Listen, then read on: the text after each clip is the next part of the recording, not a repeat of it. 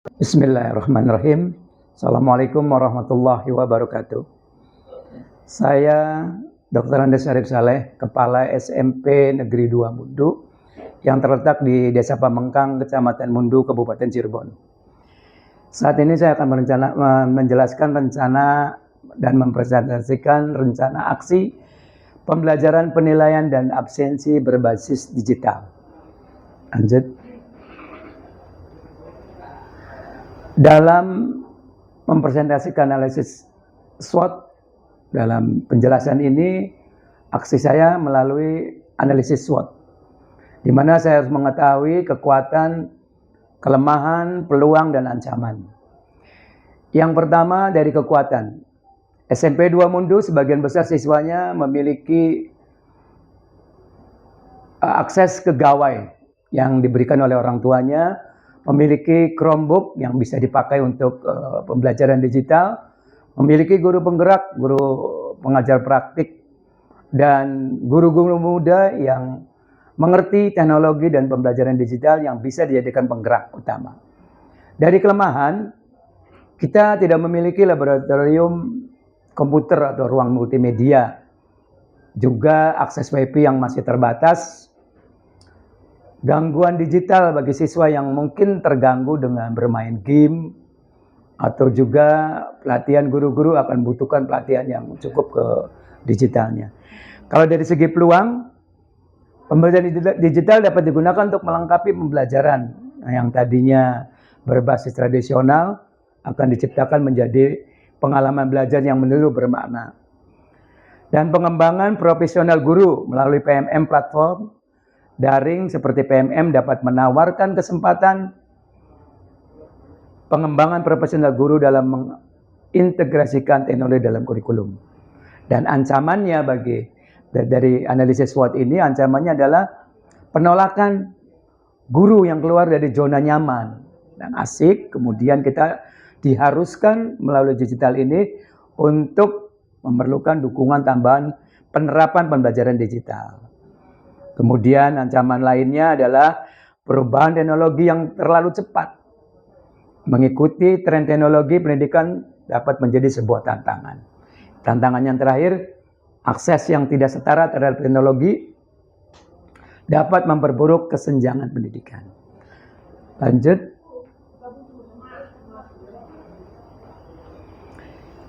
Kalau kita lihat dari tujuan dengan menggunakan kerangka SMART, kita lihat di S secara spesifik, tujuan aksi ini adalah meningkatkan kualitas pembelajaran dengan menggunakan pembelajaran, penilaian, dan absensi digital yang melibatkan siswa secara aktif. Dari M, setelah S, M, kemudian M itu kita lihat perubahan dapat dikatakan berhasil apabila kualitas pembelajaran pada rapot pendidikan di SMP Negeri 2 Mundu berubah menjadi kategori baik menjadi lebih baik. Dan jumlah guru yang menggunakan alat pembelajaran digital ini dan di kelas dapat meningkat. Kemudian aktivitas dan keaktifan keterlibatan siswa di dalam kelas dapat terlihat. Yang terakhir, umpan balik dan respon siswa yang positif dan berhasil refleksi dalam pembelajaran. Lanjut, S, M, sekarang ke A. Tujuan ini dapat dicapai apabila mengalokasikan dana untuk IHT. Karena kita memerlukan IHT sebagai pelatihan pengembangan profesionalisme untuk pembelajaran, penilaian, dan absensi berbasis digital. Ruang diskusi di komunitas belajar juga terjadwal, rutin, dan dijadwalkan oleh sekolah ini.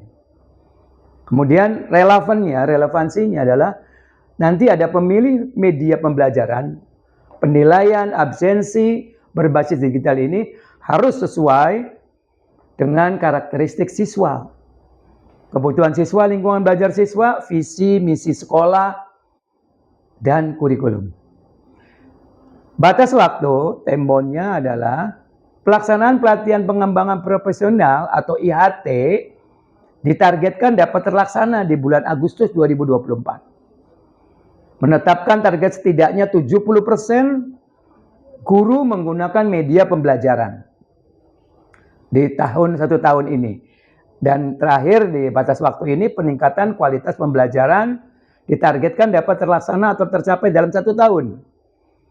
Yaitu mulai bulan Juli 2024 sampai dengan akhir tahun pembelajaran 2024-2025 yaitu Juli 2025. Lanjut. Langkah aksi nyata yang saya terapkan di sekolah SMP 2 Mundo ini, yang pertama, membentuk tim IT. Ini sudah saya terapkan, kemudian sudah saya berikan, sudah saya SK-kan adanya tim IT di sekolah. Kemudian membuat program. Bersama tim IT ini saya buat program. Buat program untuk pelatihan pengembangan guru. Kompetensi guru harus dikembangkan. Setelah langkah kedua ini, langkah ketiga adalah sosialisasi program.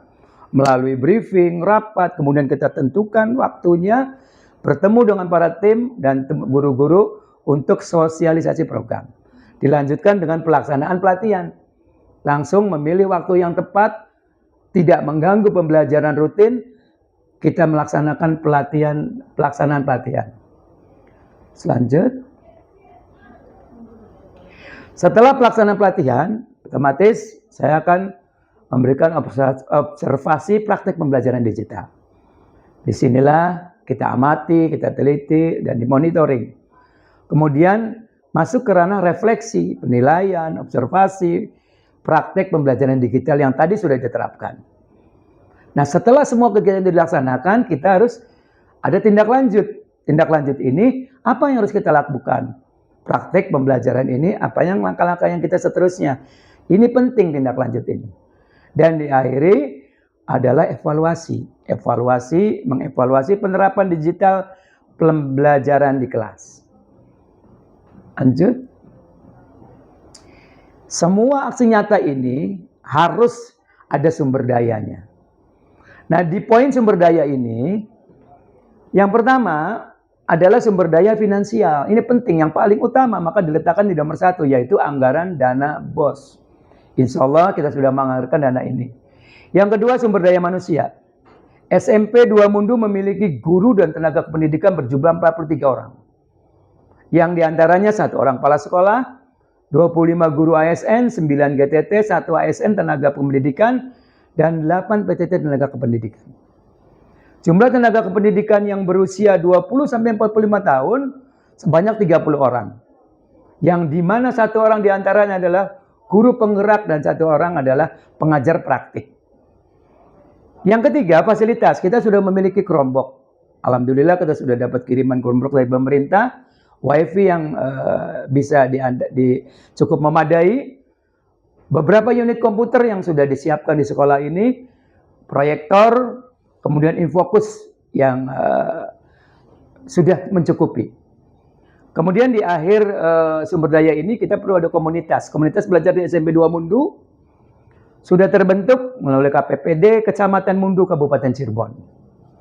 Selanjutnya, indikator keberhasilan. Ini harus ditanamkan karena kita melihat apa yang harus kita berikan indikator dari keberhasilan pencapaian tujuan ini.